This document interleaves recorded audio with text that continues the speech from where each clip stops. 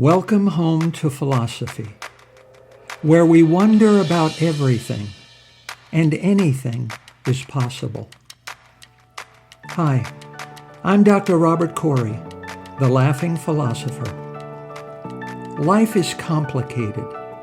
The world is complicated, and you are complicated. Figuring out how to live a happy, meaningful life, guided by wisdom and reason, is not easy. Is life a game? What is love? Should I fear death? Is this a just world? Almost from the moment of birth, you've been told how to behave, how to fit in, and how to fulfill other people's expectations. You fear that you will lack importance or cease to exist in the lives of others if you think for yourself and question the rules and roles you've been told define you.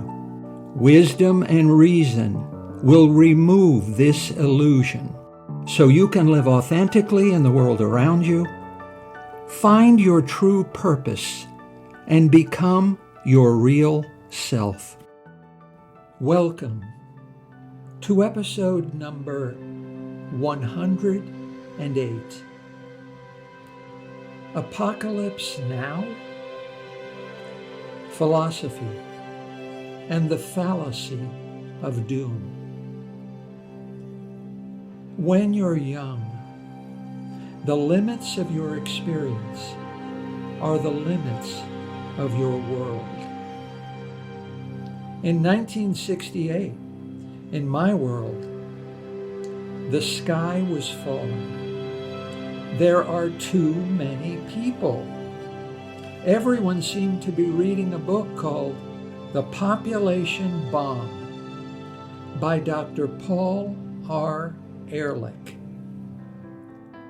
Ehrlich's doomsday narrative describes a bleak future where the number of people on this planet grows many times faster than the food supply and other resources necessary to sustain ourselves and survive.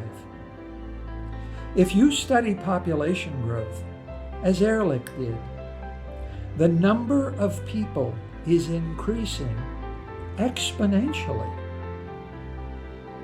In 1968, more people seemed to be the last thing this planet needs.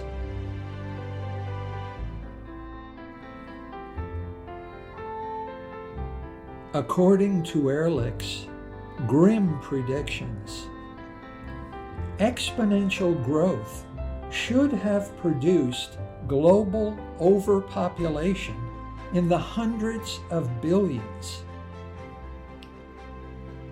This did not happen. On the 15th of November, in 2022, the world's population hit 8 billion for the first time in human history. By now, famines and mass starvation should be commonplace.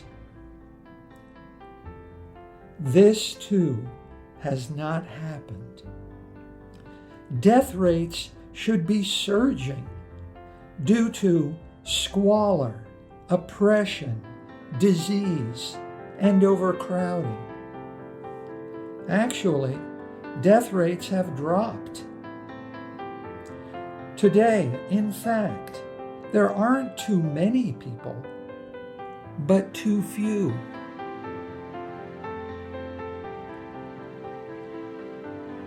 The global total fertility rate has more than halved over the past 70 years, from around 5 children for each female in 1950 to 2.2 children in 2021. Over half of all countries, 110 of 204, are below the population replacement level of 2.1 births per female as of 2021. Each new generation is smaller than the previous one, yielding a declining population. Doomsters, like Ehrlich, reply that it's just taking a little longer for the sky to fall. In my opinion, the only thing you will get by waiting for their predictions to come true is more waiting. Why didn't the population bomb explode? Why didn't their pessimistic predictions of the past come true? Why did the doomsters get it wrong?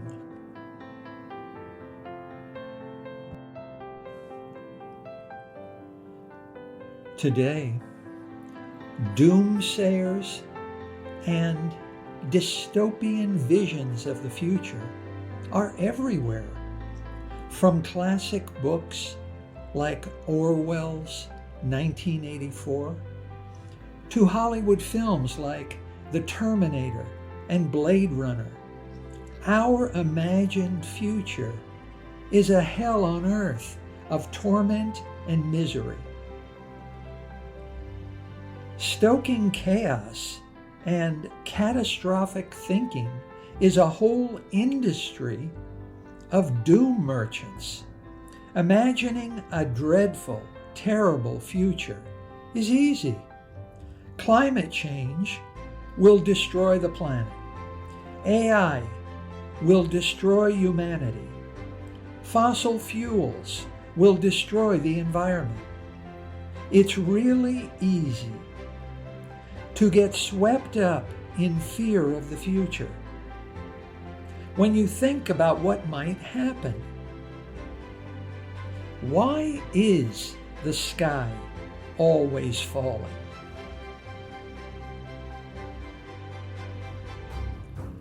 Albert Ellis, the American psychotherapist, first coined the term catastrophize to describe an irrationally negative forecast of future events. When we catastrophize, we exaggerate the consequences of something bad happening or an isolated problem into a looming disaster. We spiral a real threat into an inevitable doomsday. One worry leads to feelings of doom. Everything you hold dear feels like it's about to blow up. The whole world feels as if it's blowing apart from too many existential threats. Do you feel depressingly sad about the future? Do you ever feel there is no hope for the future? Calm down.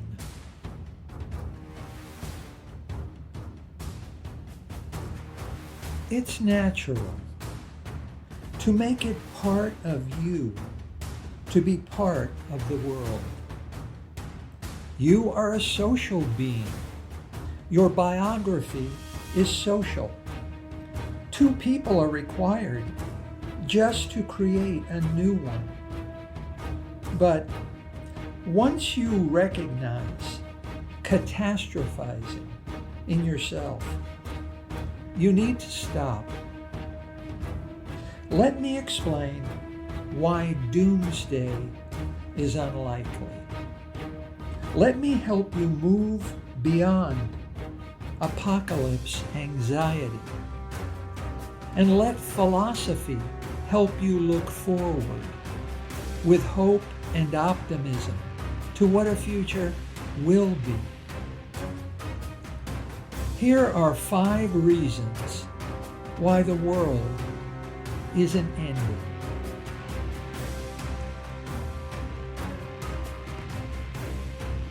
Ever wonder why trees don't grow to the sun? The past has been a far from perfect predictor of the present, and the present will be an equally imperfect predictor of the future. Certainly, there are important continuities between the past, present, and future. But for all practical purposes, the future is unknown and unpredictable.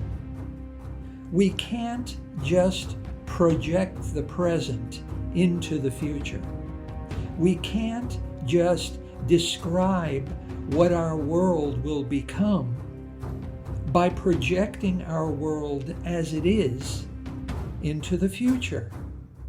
A straight line will not go up or down forever. Stuff happens to cause the line to stop and curve. The present is a poor predictor of the future, just as trees don't grow to the sun. In time, they stop and bend. Kierkegaard reminds us that we cannot understand life by looking forwards. We can only understand life by looking backwards. We are so remarkably poor at predicting future events that we cannot even predetermine our own actions and behavior. Why do we make promises we don't keep? Why do we regret our actions and behavior? Why do we disgrace ourselves?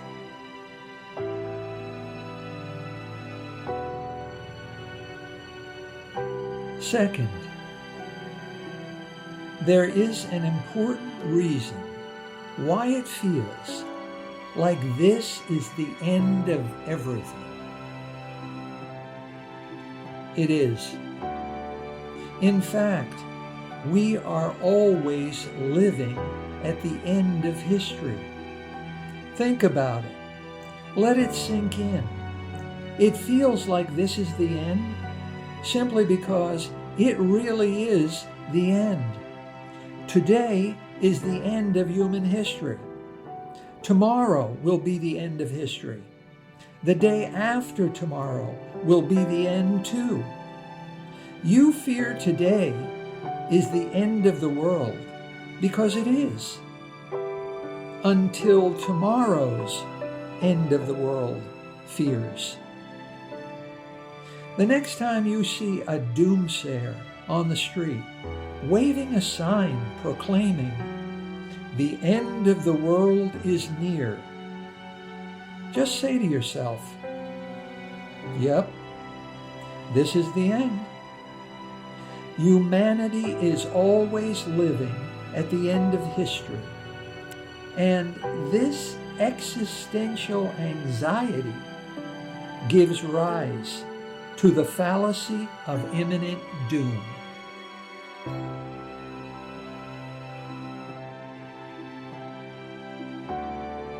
Change is ubiquitous. Alan Watts, one of my favorite philosophers, said, change is just another word for life. Change is happening everywhere, at every moment, in everything. Water drips on a stone, drop after drop, unceasingly. Each individual drop appears to make no difference to the stone. And yet, just look at the stone after 10 years have passed, and the softest thing in the world has overcome the hardest. Whether or not you see it or recognize it, every drop of water makes a difference. Every morning, you look at yourself in a mirror. You look the same as you did yesterday. A single day makes no difference. And yet, just look at a photograph of yourself from 10 years ago. Change is real, and also our greatest fear. Ever notice how hot water becomes cold water? Love becomes indifference. Life becomes death. We fear the future because time brings many changes.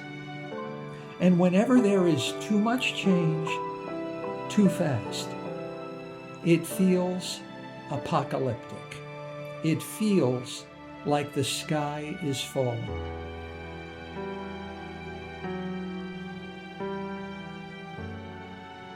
The easier thought always triumphs over the harder.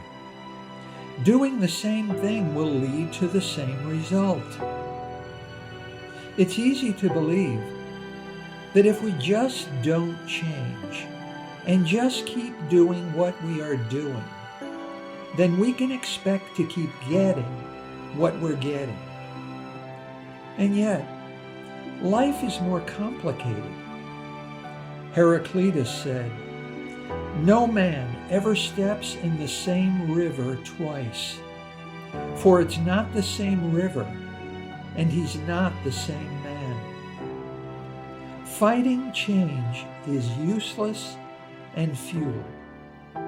Doing the same thing can lead to a different result. The sky doesn't fall because the world doesn't change.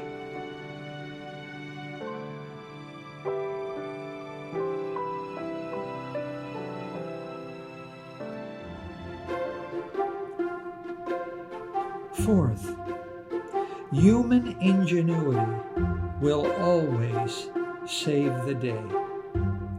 Nietzsche said, "Where the tree of knowledge stands, there is always paradise." No one has ever been able to accurately predict the future. Bill Gates did not predict the internet. Mark Zuckerberg did not predict social media. Steve Jobs did not predict the smartphone. Jeff Bezos did not predict online shopping. They just got lucky. In the 20th century, of the inventions that changed the world, no one predicted the automobile, personal computer, or vaccines. The telephone, refrigeration, the camera, or the airplane. In the 21st century, no one predicted cloud computing, GPS navigation, 3D printing, electric vehicles, birth control patches, humanoid robots, streaming, drones, artificial organs, reusable rockets, or AI. Humanity is both creator and destroyer, both ignorant and wise, and both cruel and compassionate. We really try to make the world a softer place for as many of us as possible. It's hard to deny that things are better today than they were yesterday, even if only a little better. As long as things are getting a little better every day, the sky is not falling on you.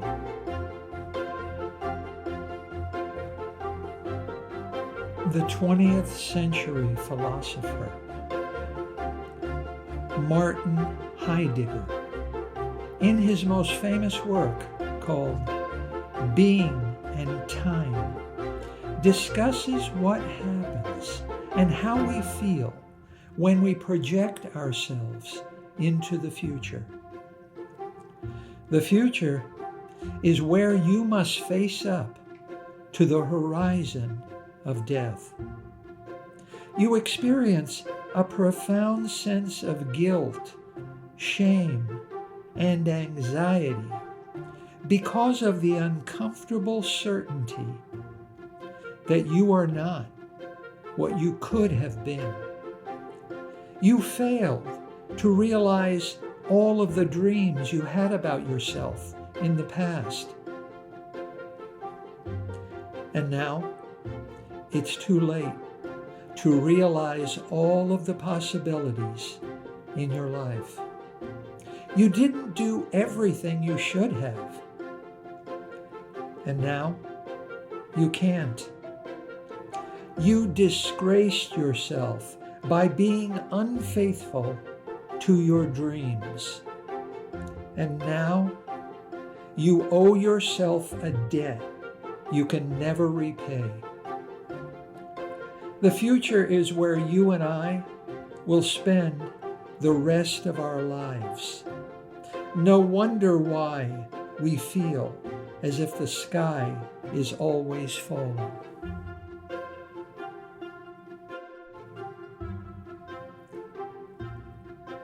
Perhaps no one has yet been truthful enough about what truthfulness is, said Nietzsche.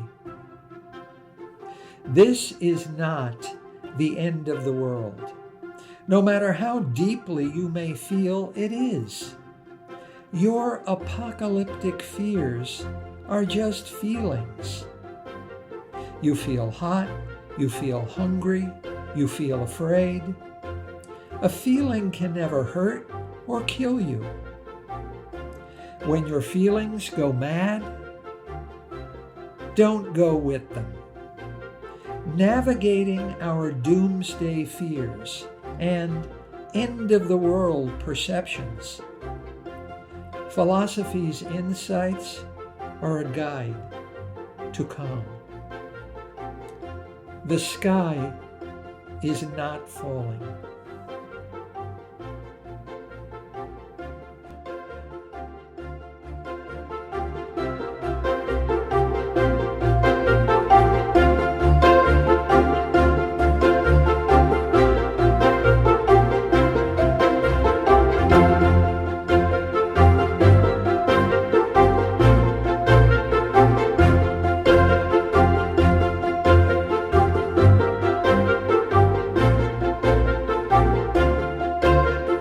Thank you for listening. I hope you will take what you've learned and be a better person. Think for yourself.